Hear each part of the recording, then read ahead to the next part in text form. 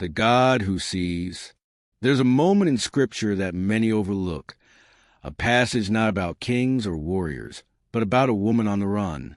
She wasn't wealthy. She wasn't influential. In fact, she was used, rejected, and left to fend for herself in the wilderness. But in that place of desperation, something profound happened. She encountered the divine, not as a distant judge, but as a God who saw her really saw her. This story from Genesis 16 speaks directly to every person who's ever felt forgotten or pushed aside. It challenges our assumptions about power, legacy, and worth, and it shows how even broken decisions can't stop divine compassion from reaching the most unexpected places. Stay with me, because what unfolds between Sarai, Abram, and Hagar is more than drama. It's a mirror that asks each of us, what do we do when life doesn't go as planned? And who do we become when others misuse our trust?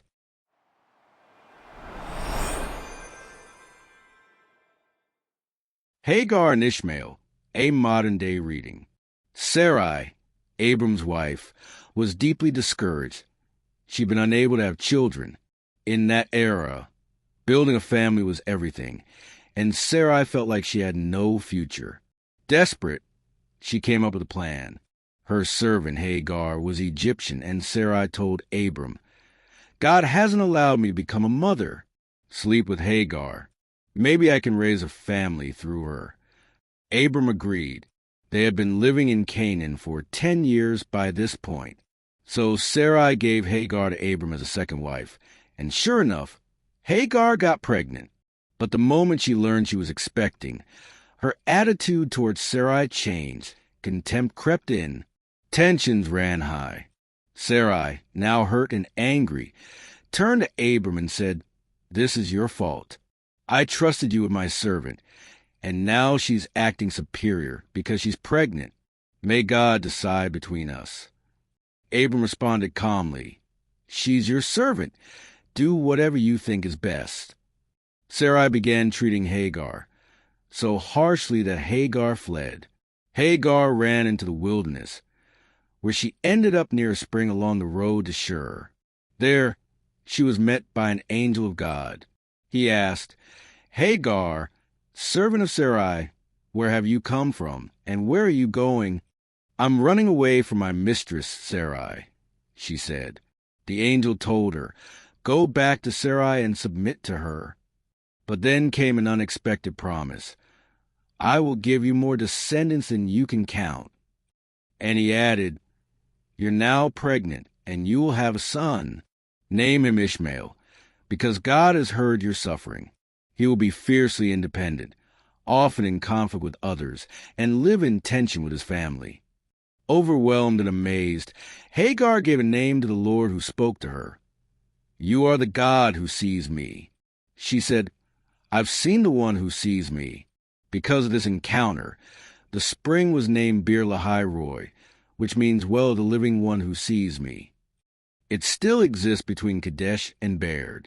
Eventually, Hagar gave birth to Abram's son, and Abram named him Ishmael. He was 86 years old when Ishmael was born.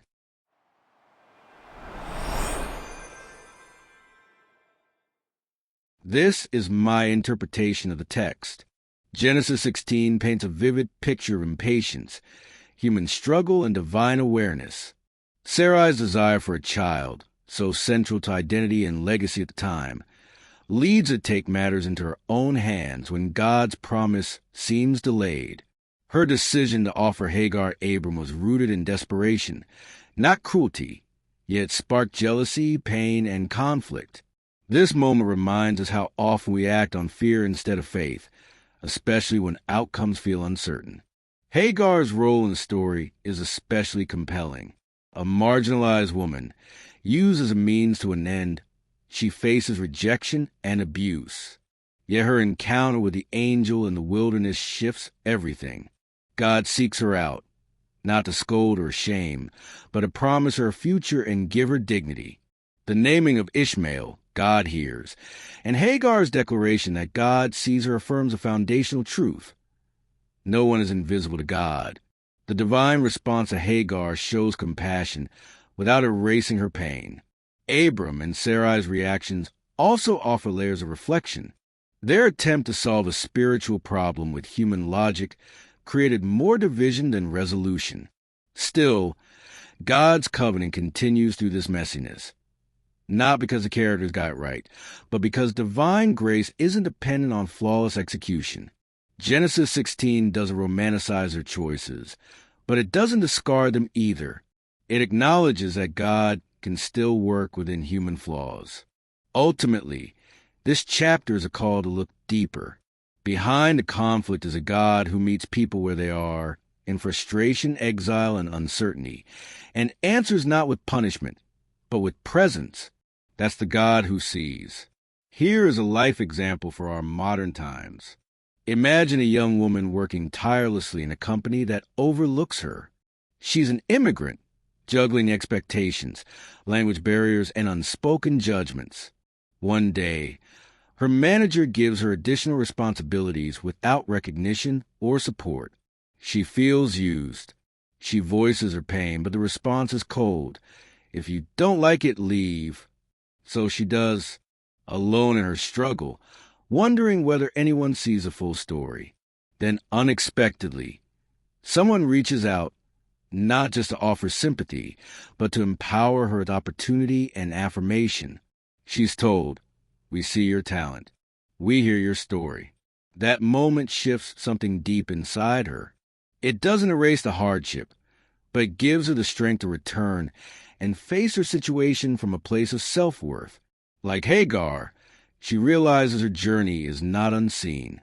In today's world, many are sidelined like Hagar, single parents, low-income workers, the socially isolated.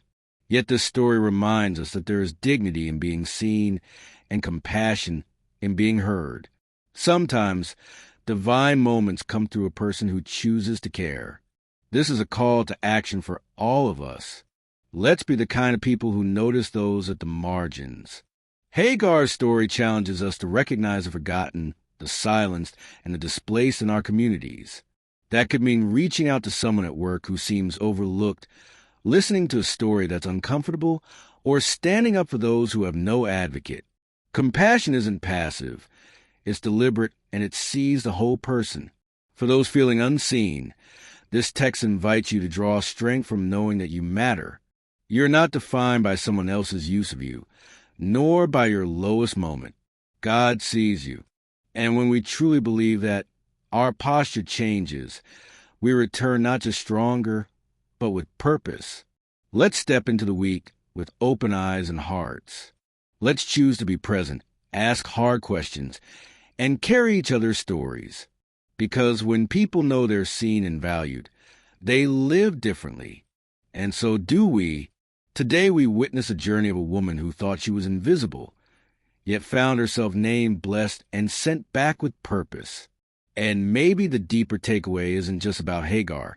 It's about the God who meets us in the desert, the God who hears our unspoken prayers and sees beyond what others overlook. So take today's lesson with you. Let it shape how you treat those who feel unseen. Let it remind you that your struggles are not hidden, your pain is not wasted, and your identity is not defined by anyone else's rejection. If this message stirred something in you, or made you rethink what it means to truly see others, then don't keep it to yourself. Like, comment, and subscribe so you won't miss the next chapter. There's more ahead, and every story in Scripture has something timeless to say.